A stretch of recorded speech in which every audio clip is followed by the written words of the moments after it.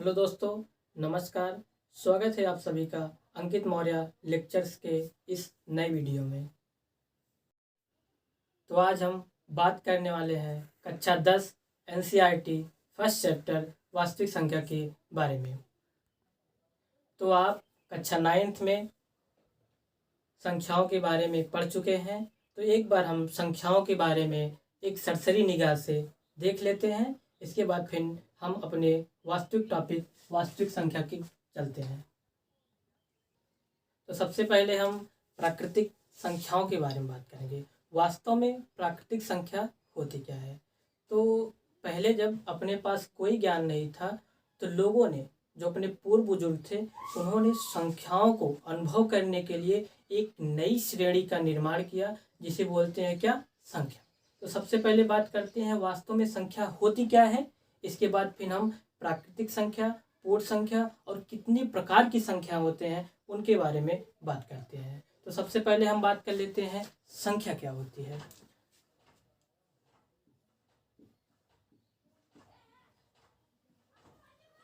संख्या वो होती है जिससे हमें पता चल जाए कि अपने पास कितनी वस्तुएं हैं, हमारे पास कितनी वस्तुएं हैं, जिसका हमें बोध हो जाए, उसे क्या बोलते हैं? संख्या। तो यहाँ पे हम परिभाषाएं लिख देते हैं, ठीक है? तो आप इसका स्क्रीनशॉट ले सकते हैं। चलो,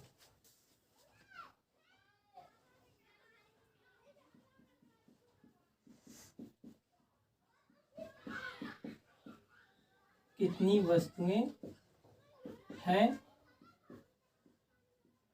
जिनका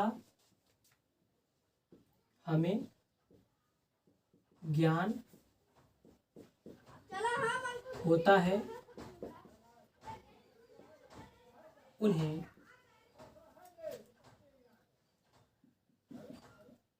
संख्या कहते हैं।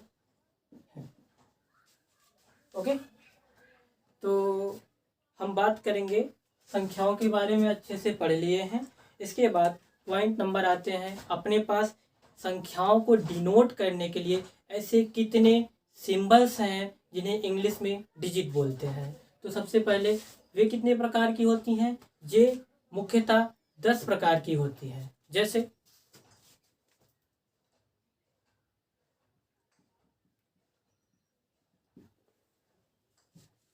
0, 1, 2, 3, 4, 5, 6, 7, 8, 9। तो अब हम बात करते हैं प्राकृतिक संख्या के बारे में, ठीक है? तो पुराने ज़माने में जैसे संख्याएं काउंट करने के लिए अपने पास कोई दिमाग तो था नहीं, तो लोगों ने मिलके एक प्रदर्शित करने के लिए एक तरीका बनाया, जिनमें कुछ संख्याएं दी गई, उन्हें क्या बोलते हैं? प्राकृतिक संख्या। जैसे हम बात करते हैं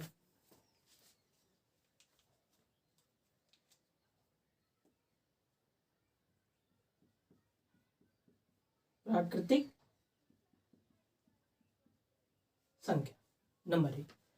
तो प्राकृतिक संख्याएं वे संख्याएं जो 1 से लेके अनंत तक होती है, उन्हें प्राकृतिक संख्या कहते हैं। तो जैसे 1, 2, 3 dot dot dot dot infinity. दूसरी संख्याएं आती है। प्राकृतिक संख्याएं के आ जाने से हमें संख्याओं का पूरा ज्ञान नहीं हो पाया। हम कोई सी भी सिंबल को लिखना चाहते थे, कोई से भी अंक को लिखना चाहते थे, संख्याएं क्या होती थी? अधूरी होती थी। जैसे हमको क्या लिखना है? हमको जैसे 100 लिखना है, तो हमको 0 का ज्ञान तो था नहीं। इस वजह से हम संख्या 100 को लिखने में क्या हो गए? असमर्थ हो गए। तो इस वजह से लोगों ने या यूनिटी ने एक नई सिस्टम प्रणाली लाई, जिसे क्या बोलते हैं? पूर्ण संख्या। तो सबसे पहले हम पॉइंट डालते हैं इधर, नंबर 2 क्या? पूर्ण संख्या। वे संख्याएं जो 0 से लेके अनंत तक होती हैं, उन्हें पूर्ण संख्या कहते हैं। जैसे 0, 1, 2, 3 डॉट डॉट इन्फिनिटी। अब हम बात करते हैं संख्याओं के इस सिलसिले को आगे बढ़ाते हैं तो हमने देखा एक नया पैटर्न मिला। कुछ ऐसी संख्याएं होती हैं जो दो दो के पेयर में, दो दो के अल्टरनेट में आती हैं, जिन्हें हम सम संख्या कहते हैं। या दूसरी भाषा में बोले, वे संख्याएं जो दो से डिवाइड हो जाएं उन्हें क्या बोलते हैं? सम संख्या। जैसे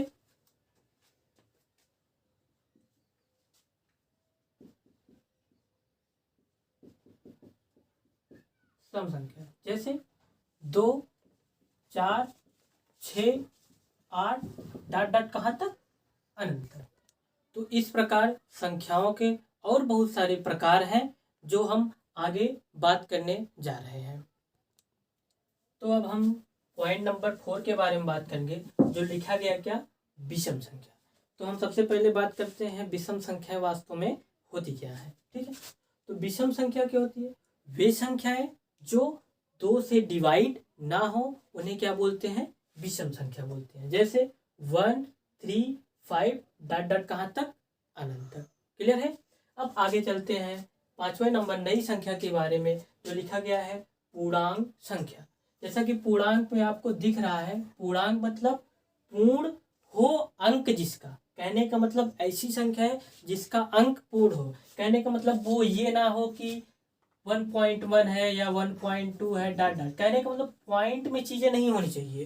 पूर्णांक मतलब पूर्ण हो अंक जिसका। कहने का मतलब जैसे कि 1, 2, 3 अधूरा नहीं है। जैसे मैं बोलता हूँ सेब, तो मैं बोलता हूँ अगर सेब मैं बोलता हूँ पूरा है सेब, तो पूरा कहने का मतलब क्या होता है? पूरा एक सेब के बारे में बात करता हूँ। ठीक है, तो उसी तरीके से अंक पूर्णांक के बारे में बात कर रहा हूँ। पूर्णांक मतलब पूरा अंक हो, पूर्ण हो अंक जिसका। वो माइनस अनंत से आती हैं, वो कई प्रकार की हो सकती हैं, कई प्रकार की, जैसे हमने इधर मेंशन किया है पूर्णांक के बारे में। जैसे एक होता है क्या? पॉजिटिव साइड में, धनात्मक साइड में, जिसे 1, 2, 3 से अनंत तक ले लिया हूँ। इसके बाद क्या बोल रहा हूँ? नेगेटिव साइड में बोल रहा हूँ। उसके बाद क्या बोल रहा हूँ? नेगेटिव साइड बोल रहा हूँ। इसके बाद बीच में 0 है। यहाँ तक क्लियर हुआ? आगे चलते हैं, बात करते हैं सबसे पहले। इसके बाद हम नए टॉपिक के बारे में बात करते हैं। पॉइंट नंबर 6, धनात्मक पूर्णांक। धनात्मक कहने का मतलब जीरो के ये कौन सा हाथ है? हमारा दाहिना हाथ। जीरो के राइट साइड में जितनी सारी संख्याएं होती है उन्हें क्या बोलते हैं? धनात्मक संख्या। जैसे 1, 2, 3 डॉट डॉट कहाँ तक? अनंत तक। इसके बाद हम बात करते हैं ऋणात्मक संख्या। वे संख्याएं जो ऋण संख्याओं से मिलकर बनी है उन्हें ऋणात्मक संख्या कहते हैं। जैसे -1, -2, -3 डॉट डॉट कहाँ तक? अनंत तक। अब हम बात करते हैं अभाज्य संख्या के बारे में। ठीक है, तो अभाज्य संख्याएं वे होती हैं संख्याओं के बारे में। तो वे संख्याएं जो एक और स्वयं को छोड़कर और किसी संख्या से ना कटे उन्हें अभाज्य संख्याएं कहते हैं। जैसे 2, 3, 5, 7 डॉट डॉट कहाँ तक? अनंत तक। इसी वक्त हम डिस्कस करते हुए चलते हैं सबसे छोटी अभाज्य संख्या कौन होती है। तो सबसे छोटी अभाज्य संख्या कौन होती है? 2। इसके बाद हम आगे नए पॉइंट के बारे में बात करेंगे। पॉइंट नंबर 9, भाज्य संख्या। भाज्य मतलब वे संख्या जो किसी भी संख्या से कट जाए। कहीं कोई जरूरी नहीं है कि वो 1 से कटे, 2 से कटे, 3 से, किसी भी संख्या से कट जाए उसे क्या बोलते हैं? भाज्य संख्या। तो जैसे 4, 6, 8, 10। जैसा 4 किससे डिवाइड होगा? 2 से कट जाएगा, 2 दूना 4। 6 2 से कटेगा, 3 से कटेगा, 6 से कटेगा और 1 से कटेगा। 8 1 से कटेगा, 2 से कटेगा, और इसके बाद 3 से तो कटेगा नहीं, 4 से कटेगा और 8 से कटेगा। इसी तरीके से आगे बात करते हैं परिमेय संख्या के बारे में। तो वे संख्याएं जो p/q के रूप में लिखी जाए और q का मान 0 ना होने पाए। क्यों q का मान 0 ना होने पाए? जैसे मैं बोलता हूं p/q, q का मान अगर यहाँ पे 0 हो जाता है तो हम किसी भी संख्या, जैसे मान लो वो संख्या 5 लेता हूँ, ठीक है, तो मैं किसी भी संख्या में 0 से क्या करूंगा? भाग दूंगा, तो वो वैल्यू मेरा क्या हो जाएगा? अनंत को टेंड कर जाएगा, जो कि परिमेय संख्याएं एग्जिस्ट करेगा ही नहीं। ठीक है। इस वजह से Q का मान 0 के बराबर नहीं होनी चाहिए, ठीक है। और दूसरी शर्त परिमेय संख्या में कक्षा 9 में हम पढ़ के आए हुए हैं क्या, कि परिमेय संख्याएं वो होती है जिसको क्या, जैसे मान लो मैं बोलता हूँ 5/3 से इसको डिवाइड करने, जैसे मैं बोलता हूँ 3 1 जा 3 1 हो गया, 2 डिवाइड हुआ, फिर 3 6 का 18, 18 2 20 होता है, 18 तो 20 होता है। तो 20 कहने का मतलब एक पॉइंट लगा, एक पॉइंट लगा, एक बार फिर से डिवाइड कर लेता हूँ, जैसे 3 1 जा 3 हो गया, भाग जाएगा नहीं।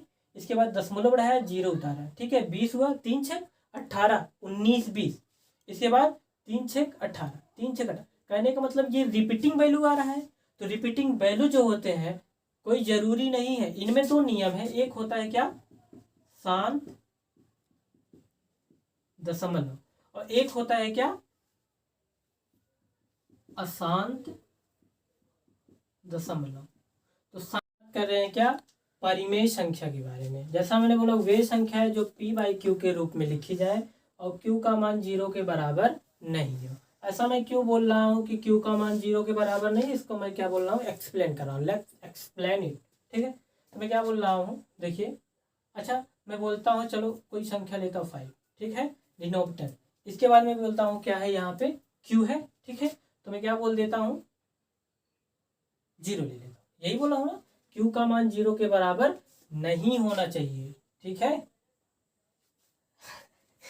परिमेय संख्या के बारे में, तो वे संख्या है जो P/Q के रूप में लिखी जाए तथा Q का मान 0 के बराबर ना हो, उन्हें परिमेय संख्या बोलते हैं। जैसे एग्जाम्पल दिया, जितनी सारी संख्याएं होती हैं वो क्या होती हैं, परिमेय संख्याएं होती हैं। नेचुरल नंबर जितने होते हैं सब क्या होती हैं, परिमेय संख्या। जैसे नेचुरल नंबर 1 2 3 अनंत तक, तो परिमेय संख्याएं के 2 टाइप है, ठीक है। एक धनात्मक परिमेय संख्या होती है और एक ऋणात्मक संख्या। धनात्मक परिमेय संख्या कहने का मतलब जितनी धनात्मक संख्याएं होती हैं वो, और ऋणात्मक परिमेय संख्या क्या होती है, जितनी सारी क्या होती हैं, ऋणात्मक संख्या। कहने का मतलब जितने सारे पूर्णांक होते हैं सब क्या, परिमेय संख्या। भी बहुत सारे टाइप होते हैं। जैसे परिमेय संख्या को हम किस तरीके से पहचानेंगे, जैसे परिमेय संख्याओं किस तरीके के, एक होता है क्या, शांत दशमलव। शांत दशमलव मतलब कि वे संख्या है जो किसी भी संख्या से जैसा डिवाइड करने पर कुछ अंकों तक जाने के बाद, दशमलव के कुछ अंकों तक या कुछ पॉइंट तक जाने के बाद क्या हो जाए, कट जाए। जैसे मैं 5 को 3 से डिवाइड कर रहा हूँ, तो क्या बोल रहा हूँ, 3 1 जा 3, 2 बचा, पॉइंट ले गए, 0 बढ़ाए, इसके बाद क्या हो गया, 20 हो गया, 3 6 18, ऐसे 6 6 6 6 आता जा रहा है। तो ये क्या है, अशांत दशमलव। हमने थोड़ी सी यहाँ पे गलती कर दी, ये क्या है, अशांत है। अशांत दशमलव जो क्या हो जाए, जैसे मैं बोलता हूँ 9 पॉइंट क्या 2, 9/2, तो 9 को मैं 2 से क्या कर रहा हूँ, डिवाइड कर रहा हूँ, ठीक है। तो 2 से डिवाइड करने पे क्या हो रहा है, 2 चौका 8, 1 9 हुआ, पॉइंट लगाया, 10 हुआ, 2 5 10, क्लियर है। तो कहने का मतलब ये दशमलव के एक पॉइंट तक जाने के बाद क्या हो गया, कट गया। कहने का मतलब दशमलव में जो है ये क्या है, शांत है, तो इसे क्या बोलते हैं, शांत दशमलव, ठीक है। तो जो शांत दशमलव होती हैं वो परिमेय संख्या में टोटली आती हैं। और बात करते हैं अशांत दशमलव। अशांत दशमलव में कुछ प्रॉपर्टियां हैं। जब पॉइंट दशमलव के बाद वैल्यू रिपीटिंग है, रिपीटिंग जैसा इसमें देख रहे हो 6 6 6 6 6 6 6 आ रहा है, तो क्या आती है, परिमेय संख्या में आती है। लेकिन वो संख्या है जो अशांत में आए लेकिन रिपीटिंग वैल्यू ना आए, जैसे मैं बोलता हूँ 5 3 4 9 8 7 डॉट डॉट कहाँ तक, अनंत तक, तो ये क्या होगा, परिमेय संख्या नहीं होगा, ठीक है। इसके बाद हम फिर आगे बात करते हैं परिमेय संख्याओं में, ठीक है। परिमेय संख्या, आई होप हमको लगता है कि परिमेय संख्याओं के लमसम जितने कॉन्सेप्ट हैं उनके बारे में क्या कर रहे हैं, हम बात कर लिए हैं। अब आगे बात करते हैं अपरिमेय संख्या। अपरिमेय संख्या सिंपल सा फंडा है कि वे संख्याएं जो परिमेय ना हो उन्हें क्या बोलते हैं, अपरिमेय संख्या। जैसा कि हमने यहाँ पे एग्जाम्पल में दे दिया है, रूट में जितने वैल्यू होती हैं और नेगेटिव वैल्यू होते हैं लमसम सब क्या होती हैं, क्या अपरिमेय संख्या। और इन प्रॉपर्टियों का पालन ना करें, अगर बाई चांस जैसे मैं यहाँ पे लिख देता हूँ क्या, √4 लिख देता हूँ, तो तो √4 का आप क्या करोगे, जब निकालोगे वैल्यू तो इसका मान आता है प्लस माइनस क्या 2। तो प्लस माइनस 2 जैसा कि मैंने बोला था कि जो पूर्णांक संख्याएं होती हैं वो क्या होती हैं, परिमेय संख्याएं में आती हैं। तो परिमेय संख्याओं में आती हैं तो ये पूर्णांक है, एक क्या है धनात्मक है, दूसरी क्या है ऋणात्मक है, तो परिमेय आ जाएगी। तो हम क्या करेंगे, विचार कर लेंगे कि क्या ये इस चीज का पालन कर रहा है। अगर इस चीज का पालन कर रहा है तो परिमेय होगा, अन्यथा वो क्या होगा, अपरिमेय संख्या। अब बात कर लेते हैं सह अभाज्य संख्याओं के बारे में। तो सहअभाज्य संख्याएं वो होती हैं जो दो दो के जोड़े में लिखी जाए लेकिन उनका कॉमन पॉइंट एक और स्वयं के सिवा कोई ना हो। जैसे 2 5 3 7 5 7 8 9 डॉट डॉट, इसी तरीके से बहुत सारी संख्या। अब आगे हम पॉइंट नंबर 14 के बारे में बात कर लेते हैं, न्यूट्रल संख्याएं। वे संख्याएं जैसे कि मैं बोलता हूँ 0, तो 0 यहाँ पे हम पूर्णांक संख्याओं में तो 0 हम क्या किए थे, वहां पे पूर्णांक संख्याओं में बात कर लिए थे। जैसे क्या होता है 0, यहाँ पे मैं बात किया था क्योंकि ये पे पूर्णांक है, क्लियर, क्योंकि पूर्ण है अंक जिसका। लेकिन अब हम आगे बात करते हैं न्यूट्रल संख्या है। 0 तो 0 क्या है, 0 क्या है, एक प्रकार की संख्या है, ना तो वो धनात्मक संख्या है और ना ही ऋणात्मक है। लेकिन कौन सी संख्या है, उदासीन संख्या है। उदासीन मतलब न्यूट्रल, 0 के आ जाने से आप पे कोई फर्क नहीं पड़ेगा। जैसे मैं बात करता हूं, आपके पास 1 रुपए है तो आपको पता चलता है आप धनवान है, धनवान कहने का मतलब 1 रुपए में धनवान है। और मैं बोलता हूँ आपने 1 रुपए किसी से लिया, कहने का मतलब -1, कहने का माइनस लग जाने से क्या होता है, आप किसी से 1 रुपए क्या लिए, उधार लिए। अच्छा मैं बात कर लेता हूँ आपके पास 0 रुपए है, तो आप धनवान है नहीं। अच्छा मैं बात करता हूँ आपके पास, जैसे मैं बात किया आपके 0 रुपए आप किसी से उधार ले लिए, तो क्या आप ऋणी हो गए। तो कहने का मतलब ये डिसाइड हो ही नहीं पा रहा है कि आप अमीर आदमी बन गए हैं या किसी से क्या लिए, उधार लिए। इसलिए हम क्या करते हैं, 0 को न्यूट्रल संख्या में ऐड करते हैं, क्योंकि 0 ना तो धनात्मक है और ना ही ऋणात्मक। संख्या तो है लेकिन ना तो धनात्मक है और ना ही ऋणात्मक है। ठीक है, तो आई होप आप इस वीडियो को देख के फुल एंजॉय कर रहे हैं। इसके आगे की कड़ी में हम बात करेंगे वास्तविक संख्याओं के बारे में।